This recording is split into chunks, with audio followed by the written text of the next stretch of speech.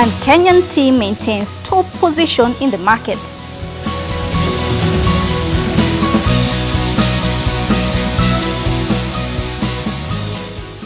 Now to our top business story of the hour. Now, Kenya tourism sector is staring at a major crisis following the collapse of global travel giant Thomas Cook, which has over the years brought in millions of tourists in the country. The group operated in two separate segments, a tour operator and an airline, which had secured a spot at the London Stock Exchange and the Frankfurt Stock Exchange.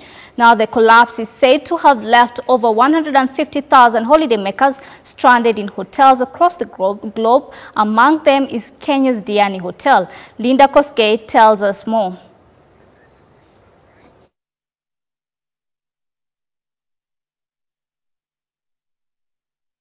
We'll be bringing you that update, and also we have our reporter Fred Kai, who is on standby on that particular story. Now we're going to go to Fred Kai, and Fred Kai is going to tell us what the reaction is all about at the Mombasa. Fred?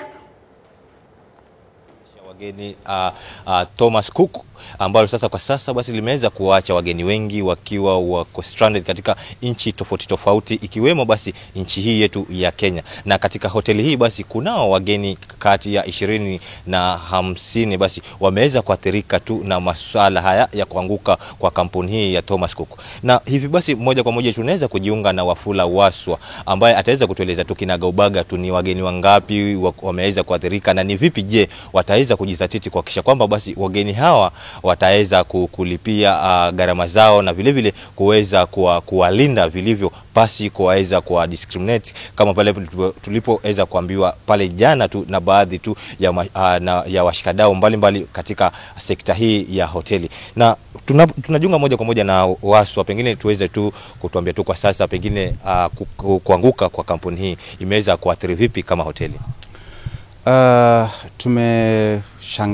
Tumeshangazwa sana na hili jambo la Thomas Cook kutangazwa kuwa bankrupt, and kwa saa hii kama hoteli tuna watalii kati ya 20 na 50 hivi ambao waliletwa hapa na Thomas Cook, na bado tunangojea ujumbe ama communication kutoka kwa headquarters kwa Thomas Cook kutuelezea jinsi ambavyo wataweza kugharamia wao watalii kusafiri kwao na hata yale malazi hapa katika hoteli hii. Pakubwa ni kwamba bado hatujapata mikakati ya kuweza kujikwamua kutokana na tangazo hili, kwa sababu tulikuwa tumeshapangia ile revenue na rivals za wageni kutoka kwa agent huyu, na kwa kawaida amekuwa akitusupport kwa miaka hii yote ambayo tumekuwa kama hoteli. Tunatarajia tu ya kwamba tutapata an alternative agent ambaye atakuja kufill hiyo vacuum ambayo imewacha na Thomas Cook. Na tuweze kuzungumzia tu ni hasara, kama ni hasara vipi ambazo mtaweza kuinka kama hoteli, na vile vile kwa sasa ni njia zipi ambazo mtaweza kuzitumia ili kujikwamua kutokana na swala zima hili?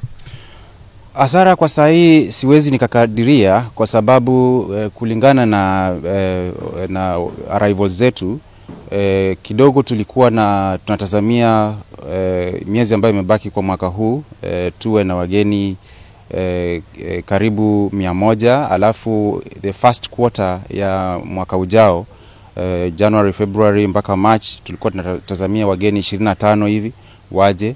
So kwa saa hii hao ndio wageni ambao hatuna uhakika kama watakuja kivyao ama kutakuwa na mbinu mbadala ya kuwaleta huku.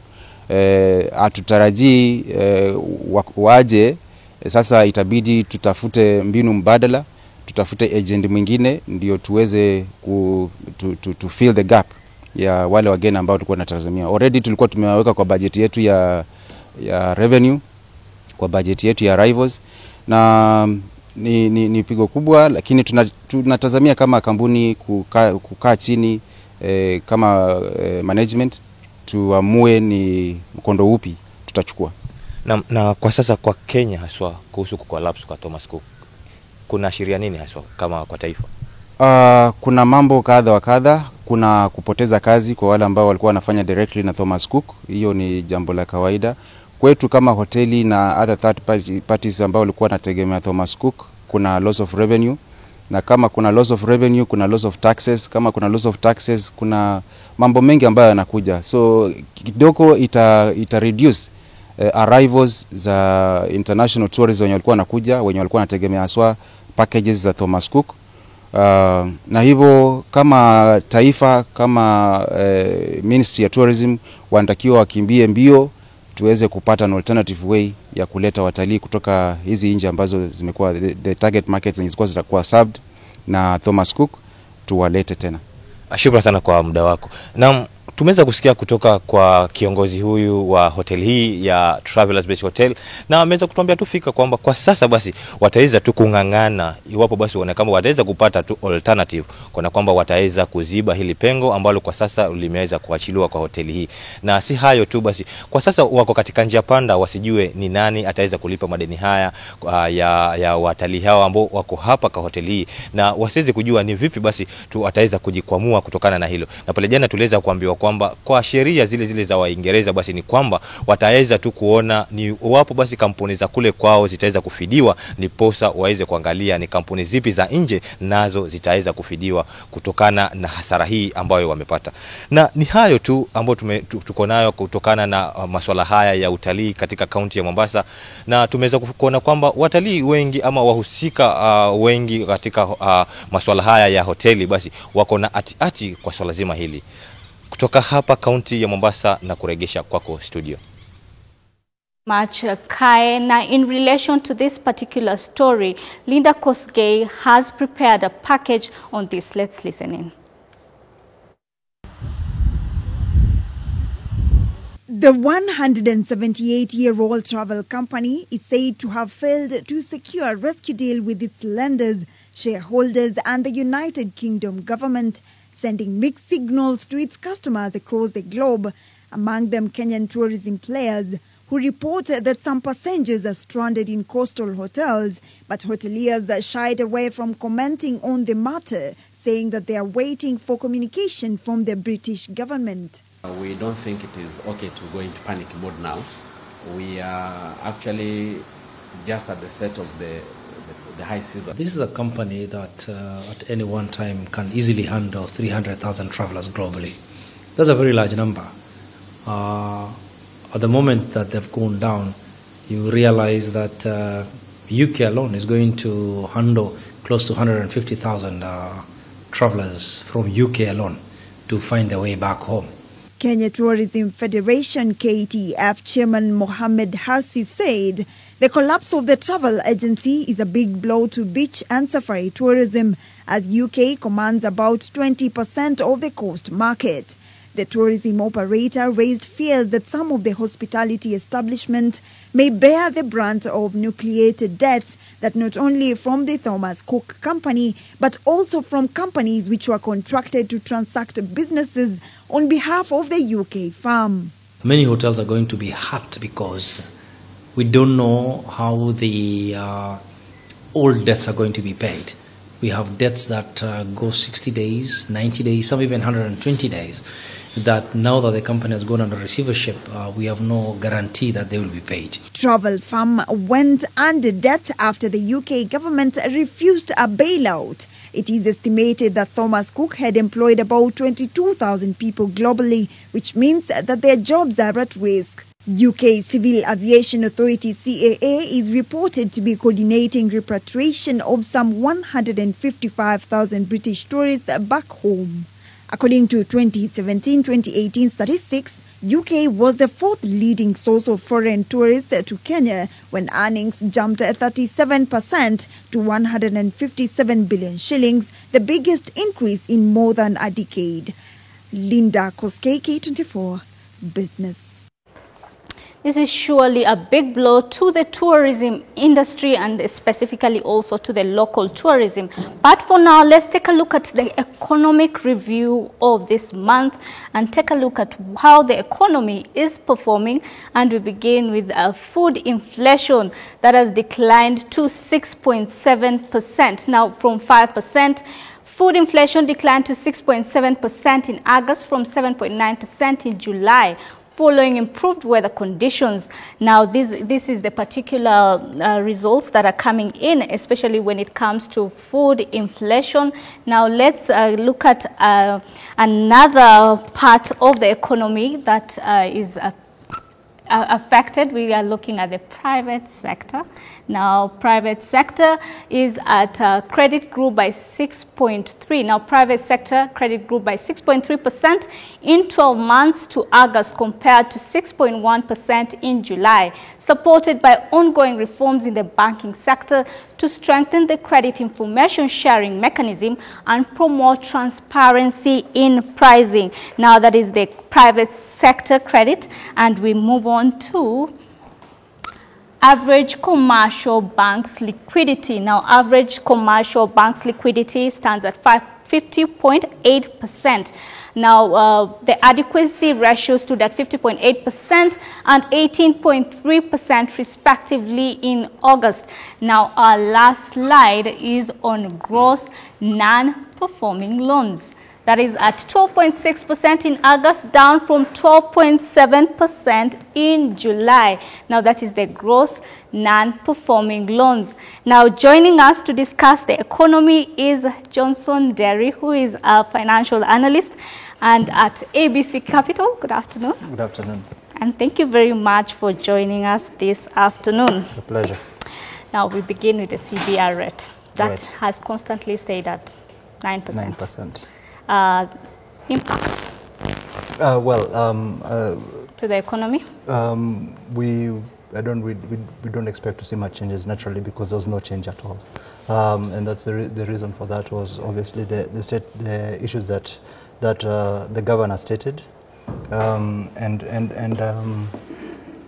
the governor stated that the points were inflation, stable exchange rates, increased credit to the private sector.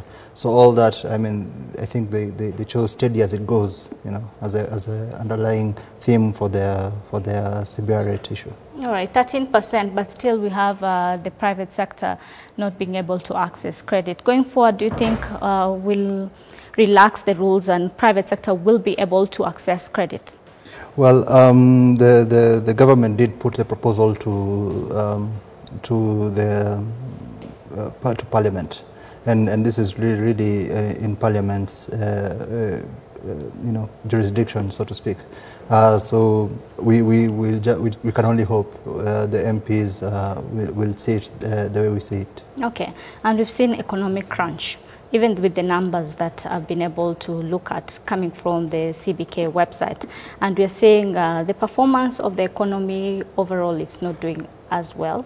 As much as the government is saying we're within range of 2.5 to 7.5%, still we are seeing companies retrenching. Going forward, do you think it will reach a point where we are going to stabilize as an economy and be able to work conducively? I think it's natural to see companies. What we don't see is companies actually coming into business. The economic environment is not ideal. That much you can't run away from. However, what we are seeing is with some companies retrenching and whatnot, that's companies readjusting themselves. So you'll find that they might retrench in one area but hire for another area because what they need is a different skill in the new direction they're taking. So generally speaking, I mean, we've seen Choppies go out, but we've seen Adenia Capital put money in both Tumaini I forget the other supermarket. There's Tumaini and Chop. Yes, they put in money in Tumaini supermarket. Right. So you can see it's a dynamic environment, and the economy is dynamic, so to speak. It's Tumaini and Quickmart, yes. And Quickmart, yes. Yes. So they put in money in those particular sectors, in those particular retail sector. But again, speaking of Tumaini and Quickmart, do you think going forward they'll be able to even compete with these international brands that are there? I think they will. I think they will.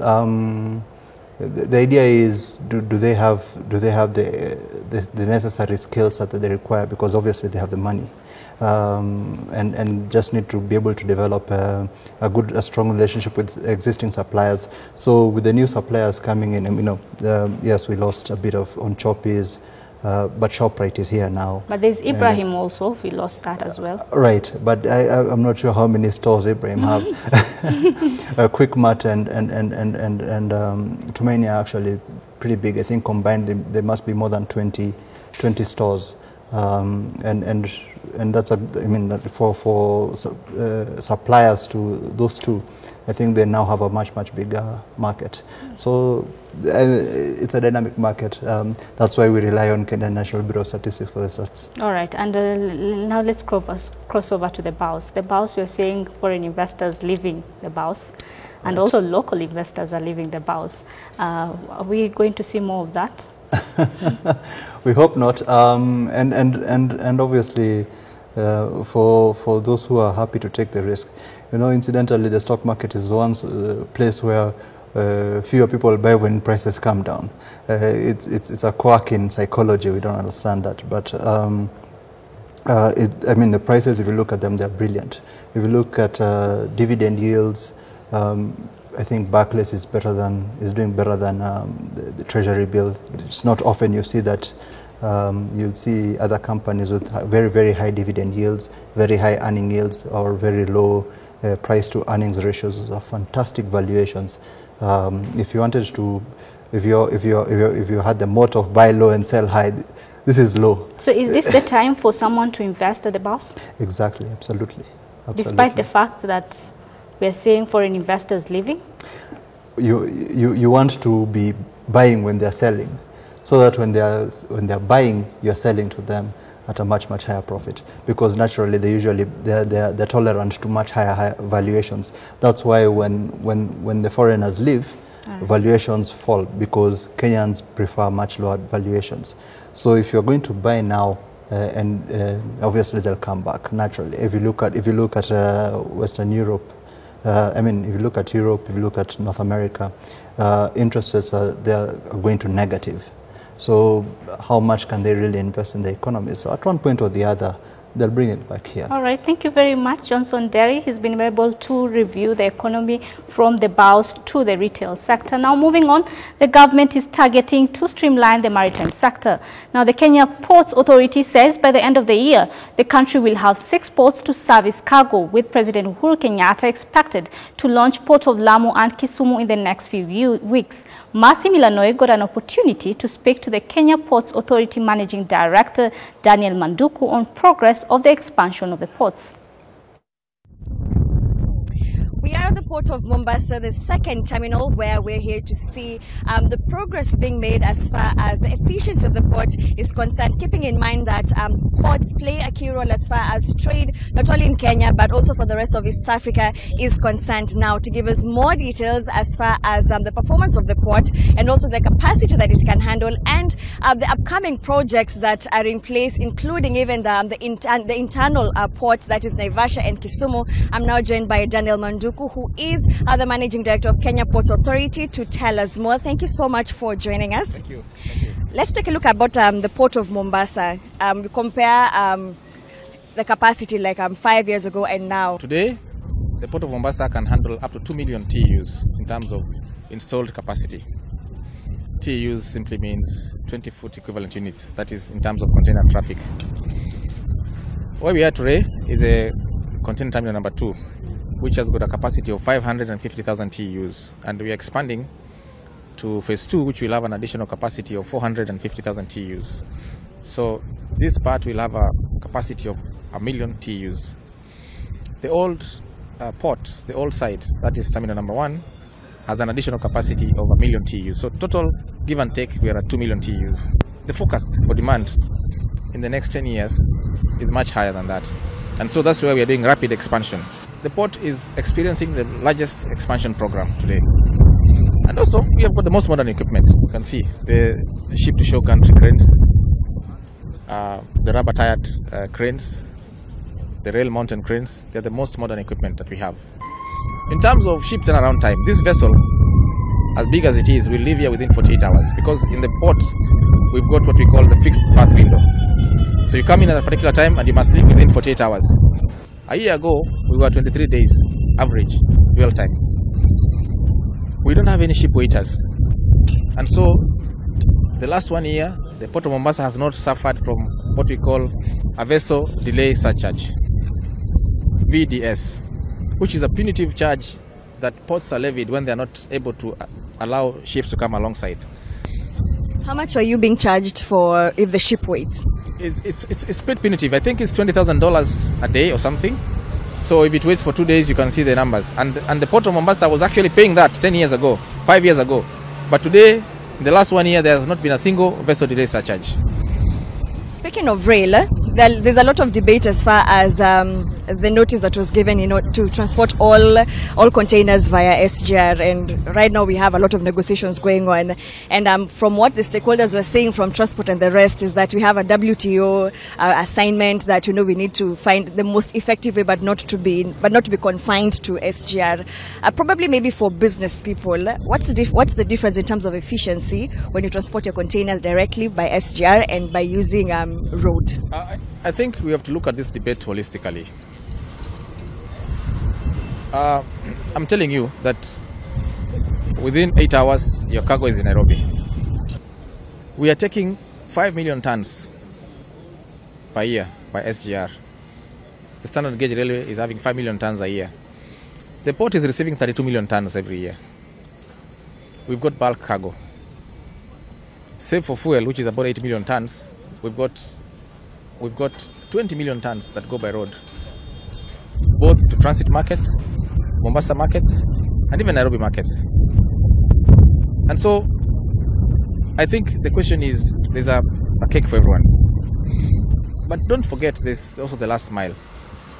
The train will not go to your doorstep. It will deliver the cargo at the inland container depot. So the truckers have the option of doing the last mile. We've talked about Kisumu and the inland dry port of Naivasha. Those are all opportunities for truckers. But as far as we are concerned, we know that the standard gauge rail is a government project, national priority, efficient, and the cost is actually lower than the truck costs. Because I can give you those costs. We've done comparative analysis of all this. And we must support the standard gauge rail. And it's not for bad measure. It is for the good of the country, because this is a government priority. Lastly, during the stakeholders forum that you had in Nairobi, the CS for transport really emphasized on, ensuring that the KP is managed well and everything is streamlined in order to maintain professionalism and achieve, as you say, the Big Four agenda. What are some of the things that you're looking forward to do in the long term to ensure that, whether it's management or it's staff, that everything is put in line so that KPA does not find itself on the other side? I think the first thing is governance structures, especially management, compliance with the law. The second thing is be customer focused.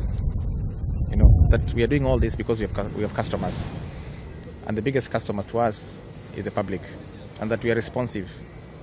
The third thing is operational efficiency, what you can see here, where our equipment is used well and that we derive value for money in everything and every aspect that we do. Thank you so much for speaking to us. We were speaking to Daniel Manduku, who is the Managing Director for Kenya Ports Authority, as far as the journey through the Mombasa port and also the targets and the achievements that have been achieved. And of course, right now, what is expected is, of course, the Lamu port, which is expected to streamline trade and, of course, in terms of from international trade and also regional trade, and also ahead of the launch of the inland ports of Naivasha and Kisumu, and especially, of course, the Kisumu one, which is expected to open up not only only the Lakeside region, but also streamline trade within the East African region. We are camping here in Mombasa, and of course we'll be here to keep you up to date and to give you a more comprehensive report in our subsequent bulletins. My name is Mercy Milanoi in Mombasa County. Thank you very much, Mercy Milanoi, for that report. Now, moving on, the Kenyan shilling is in the spotlight as diaspora remittance drops for a second straight month amid pressure from the demonetization of the old 1,000 note that has raised liquidity in the market. Diaspora remittance, which accounts for the largest share of Kenya's foreign inflows, have grown significantly in the last 2 years, offering an important defense for the shilling against the dollar.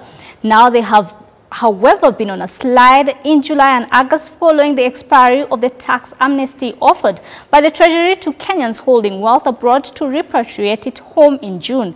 The slower flow of dollar comes in at a time when they are most needed given the pressure the shilling is experiencing, partly due to demonetization and rising oil prices due to geopolitical tension in the Middle East. Now, let's take a look at how the shilling is performing against other major currencies. We want to see how the Kenyan shilling is performing against other major currencies. And we want to start with the dollar. Now, the dollar is buying at 103.76 cents and selling at 103.96 cents. Now, the sterling pound is at 128.83 cents. And selling at 129.11 cents. The euro is at 114 cents, buying 114 shillings, and selling at 114.24 cents. And the rand is at 6 shillings and 95 cents, and buying and selling at 6 shillings and 97 cents. And the Tanzanian shillings is at 22 shillings and 6 cents, buying and selling at 22 shillings and 20 cents, selling. And the Ugandan shillings is selling at 35 shillings and 45 cents. Now, that is how the Kenyan shilling is performing against other major currencies. And we want to look at the shares and also how these particular shares, the top gainers and losers, how they're performing at the Nairobi bourse. Now, we have the Longhorn, which is a top gainer, and the price share is at 7 shillings and 6 cents, and the percentage change of this particular share is at 6.65%. TransCentury comes in at number 2 at 3 shillings and 40 cents. That's the price share, and the percentage change is at 6.25%. And we have the HF Group, which comes in at number 3 as the top gainer at 5.92 price share, and the percentage change of this particular share is at 5.71%. Now, let's take a look at the top losers of the day. We have Kenya Airways at 2.32, that is the price share, and the percentage change of this particular share is at negative 7.94%. We have Everready at 1.01, that is the price share, and the percentage change is at 3.81%, that is negative 3.18%. And Uchumi comes in at number 3 at 0.29 price share, and the percentage change is at negative 3.33%. And that is how the shares are performing, and we've been able to look at how the shares are performing and how the shilling is performing against other major currencies.